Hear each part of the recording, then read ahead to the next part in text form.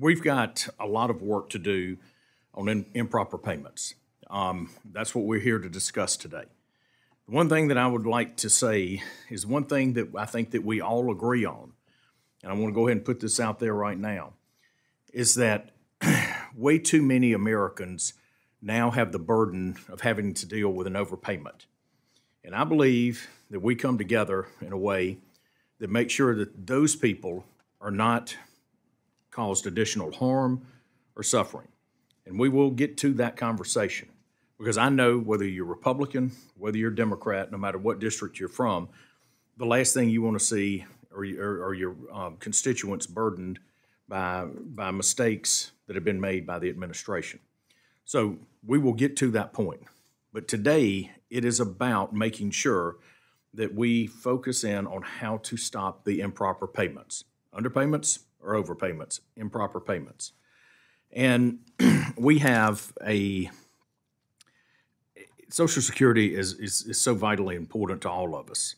And there are about 65 million Americans who rely on the Social Security Administration to provide them with timely and accurate benefits each and every month. To the roughly 180 million taxpayers who contribute a portion of their paychecks to fund the program, it's important to them too. With a program this size, which pays out more than $1.2 trillion a year, even a small percentage of errors can have a big impact, and every error can affect a beneficiary's livelihood. Let's all agree that we shouldn't be going after beneficiaries who receive payments improperly. Let's focus first on stopping the improper payments. Whether we're talking about an overpayment or whether we're talking about an underpayment, we have to get this right. We have major issues, and we have insolvency coming with Social Security in less than 10 years.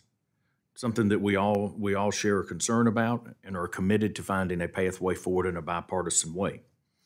But we cannot continue to go down the road of turning a blind eye to inefficiencies and improper payments in the administration. So I believe that as we go forward, we can figure out better processes. I think that we can figure out more efficient ways of dealing with this. Just to give you an example, the old process took way too long, and now the improved process has a 10-page form that the beneficiary has to navigate. It's still really complicated, and we're putting a tremendous burden on the beneficiary, when in fact there are ways that we can address this, and we can be more proactive in dealing with the improper payments. So, and I understand, and what I would like to do is enter into the record without objection the request waiver for the overpayment recovery. This is it. Many of you have seen this. It is not the easiest thing in the world, particularly if we're talking about someone that may not have the means and the resources around them to hire professionals to help them with this. Even when a beneficiary follows the rules, SSA services outages, errors, and processing delays can result in the need to contact SSA multiple times. Improper payments, many of which occur by no fault of those who have been improperly paid, do in fact place a heavy burden on the recipients. And that's why we've got to do more to help prevent this before they happen. And it's no mystery what's causing these improper payments. As each of today's witnesses can tell you, a major driver of overpayments is SSA's continued reliance on manual processes to report earnings in a timely manner. Excuse me. This is why Congress gave the Social Security Administration new authority to enter into the information exchanges with payroll data providers to reduce SSA's dependence on beneficiaries self-reporting their earnings and to prevent improper payments. This was done 8 years ago. 8 years ago. SSA still has not put this authority into use. And one of the things that we're going to want to find out today is why that is.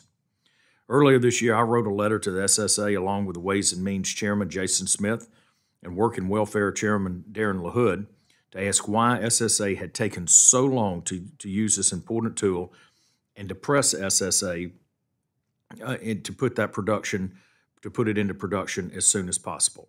And I intend to follow up with questions today to that effect. I also look forward to hearing from the Government Accountability Office and the SSA Office Inspector General, both of which have dedicated significant time to analyzing SSA's payment accuracy and recommending improvements. And while I understand that the SSA has made progress on some of them, there's a lot more that could be done. I want to thank our witnesses for being here today. Again, my apologies for starting this late. And with that, I yield to my good friend and ranking member, Mr. Larson.